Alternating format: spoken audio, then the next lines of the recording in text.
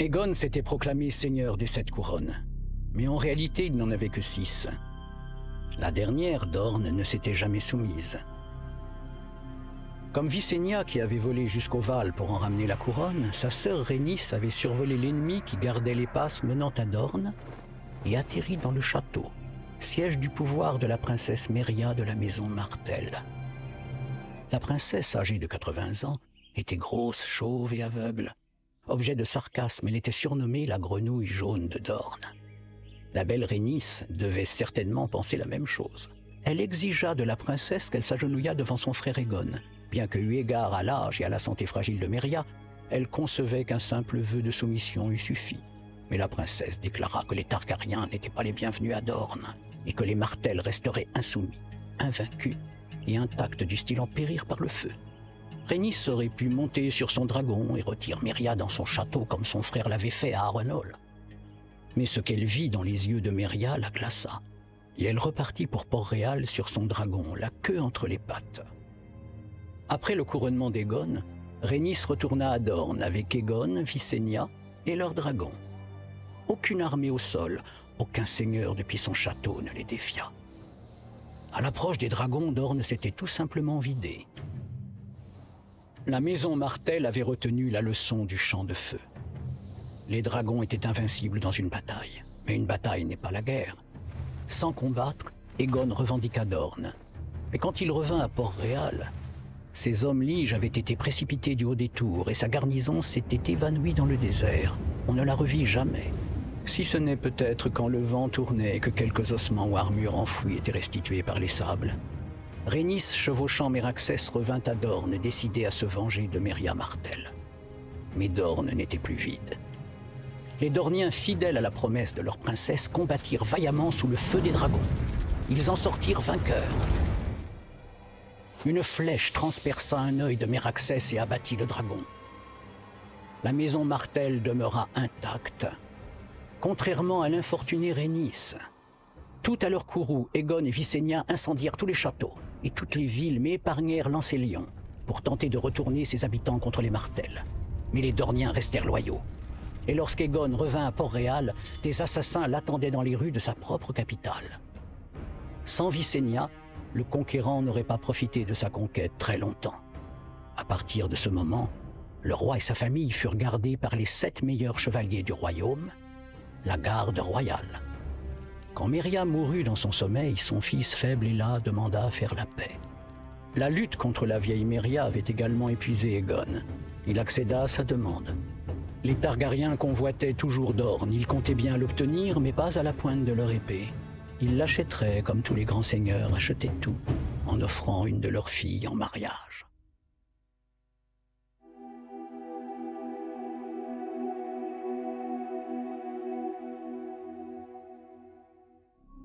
Après la conquête, quand ils levaient la tête, les hommes voyaient les dragons. Les nobles apprirent à baisser les yeux. Mais les dieux n'étaient pas habitués à partager les cieux. À la mort d'Aegon, le grand Septon mena la foi et son armée à la révolte, proclamant que la tradition valérienne de l'union entre frères et sœurs était une abomination aux yeux des 7, quand bien même personne ne pouvait expliquer comment avaient été engendrés la mère et le père. Mon ancêtre Maegor le Sage, ou Maegor le Cruel, selon les mauvaises langues, mit à prix la tête de tous les prêtres zélotes et, comme par miracle, la foi s'en retourna dans les septuaires. Dorne soumise et la foi remise à sa place. Plus rien ni personne à Westeros ne s'opposait à ma famille. Ce fut le début des luttes intestines. Lors de la guerre de la danse des dragons, une princesse Targaryen tenta de ravir le trône à son frère. Son acte stupide causa la mort de la plupart des dragons. Par chance, l'un d'entre eux la dévora avant de mourir. Mais même sans nos dragons, nous étions toujours le sang de l'antique Valyria. Toujours aussi dangereux. L'un de mes ancêtres eut la bêtise de ne plus faire la différence entre sa descendance et ses bâtards, qu'il légitima sur son lit de mort. Prenant le nom de Blackfyre, les bâtards révélèrent leur vraie nature et tentèrent de s'emparer du trône paternel. Ils échouèrent, leurs fils échouèrent, leurs petits-enfants échouèrent, jusqu'à ce que Barristan le Hardi, chevalier de la garde royale, tue Mélisse le monstrueux dans la guerre des rois à 9 sous, éteignant ainsi la lignée des Blackfyre. À la fin, sans nos dragons et avec notre sang corrompu par les gens du commun, nous ne vîmes point la menace qui grandissait sous nos yeux. Selon la légende, chaque fois que naît un Targaryen, les dieux jouent à pile ou face. La pièce qu'ils lancèrent pour le futur roi Aerys dut atterrir sur la tranche. Il parut d'abord avoir échappé à la folie affectant sa famille, mais en prenant de l'âge, il commença à avoir des conspirateurs partout. Et quand il n'en voyait pas, il en inventait. En tant que garde royal, je constatais de mes propres yeux qu'un roi qui n'est pas maître de son esprit ne peut être le maître des 7 couronnes. Nous nous étions résignés pendant son règne, caressant l'espoir que son fils, Rhaegar, rétablirait l'ordre lorsqu'il accéderait au trône. Mais Rhaegar s'avéra aussi dément que son père et enleva Lyanna Stark, fille du gouverneur du Nord, promise de Baratheon, seigneur des terres de l'orage. Quand le père de Lyanna et son frère aîné demandèrent justice, le roi fou la leur rendit à sa manière, dans un grand éclat de rire. Frustré de n'avoir commis que 2 meurtres, le roi fou exigea de Jon Arryn, seigneur du Val, qu'il exécutât ses 2 pupilles, Robert Baratheon et Eddard Stark. Au lieu de cela, Jon Arryn fit entrer le Val en rébellion. Ned Stark se faufila entre les lignes royales et souleva le Nord. Robert remporta 3 victoires en une journée, rassemblant les terres de l'orage sous sa bannière. Mais il fut vaincu ensuite par les troupes royales et contraint de fuir, laissant derrière lui son château d'Accalmie assiégé. La main du roi finit par acculer Robert dans la cité de Pierremoutier et envoya ses soldats fouiller la ville, maison par maison, à la recherche du rebelle. Mais les habitants haïssaient le roi fou autant qu'ils aimaient Robert. Ils lui trouvèrent toujours une cache d'avance, jusqu'à ce qu'il ne restât plus qu'un refuge. Alors que l'étau se refermait, que les soldats se rapprochaient, le tocsin résonna dans la ville. Ayant eu vent de la situation critique de Robert, mon père et Jon Arryn avaient gagné le biais pour faire appel à mon grand-père, Oster Tully. Ensemble, ils mirent l'armée de la main en déroute et sauvèrent Robert. Afin de célébrer et de sceller l'alliance avec les Tully, notre père épousa notre mère Kathleen et Jon épousa notre tante Lisa. 15 jours plus tard, les 2 hommes durent retourner au combat. Le dragon s'était enfin réveillé. Tandis que ses vassaux faisaient perdre à mon père son royaume, mon frère Rhaegar était resté claquemuré avec sa maîtresse ou sa putain. Enfin, peu importe, disons qu'elle le distrayait. Mais recouvrant enfin ses esprits, Rhaegar revint à Port-Réal. Il persuada notre père de faire appel à un ami avec lequel il s'était brouillé, Lord Tywin Lannister, le seigneur le plus riche et le plus puissant du royaume. Rhaegar en personne mènerait l'armée royale contre Robert l'usurpateur. Sur les rives du Trident, mon frère se battit contre l'homme à qui il avait volé la femme, qui lui se battait pour lui voler son trône. Il s'avéra que la volonté de Robert fut la plus forte. Son marteau d'armes fracassa l'armure de mon frère, dont les rubis tombèrent dans la rivière telles des gouttes de pluie que le courant emporta.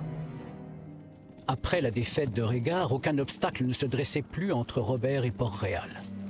Quelle ne fut pas la surprise du roi lorsque 15 jours plus tard, ce ne furent pas des cerfs mais des lions qu'il vit sur les bannières devant ses portes. Son ancienne main, Tywin Lannister, était arrivé à la capitale à la tête d'une armée que Robert lui-même n'aurait pu lever. Il prétendait être loyal au roi. Confiant dans ses certitudes, Aerys ordonna que l'on ouvrît les portes, et les troupes Lannister dépouillèrent, violèrent et massacrèrent la population fidèle à son roi.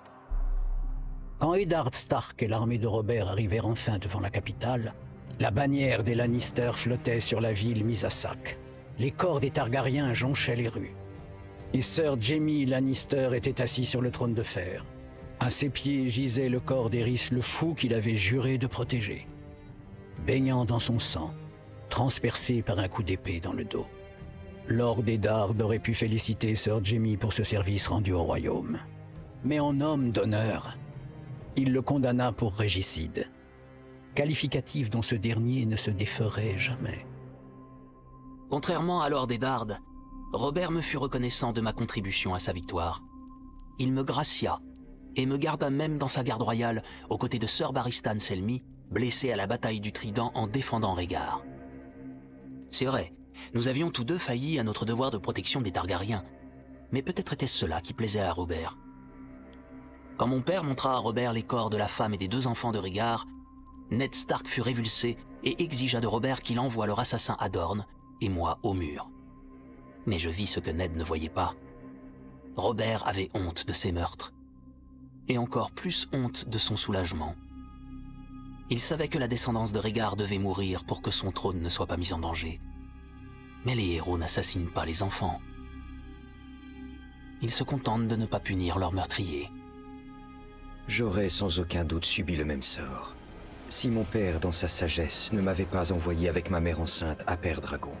Quand l'usurpateur, héroïquement, envoya des hommes pour nous tuer, ma sœur et moi, afin de protéger le trône qu'il avait volé, un fidèle chevalier nous envoya en secret à Essos, en franchissant le détroit. C'est ainsi que les derniers dragons de Valyria, héritiers de la plus grande dynastie, de la plus grande des civilisations de l'histoire, dormirent dans les égouts, se nourrissant de déchets, avec toujours seulement une courte tête d'avance sur les poignards de l'usurpateur et les chuchoteurs de son maître espion, Varys. Mais un jour notre fuite prendra fin. Un jour je reviendrai dans mes royaumes à la tête d'une armée, je reprendrai mon trône, et je ferai payer tous les traîtres avec la seule monnaie qui accourt dans ma famille. Le feu et le sang.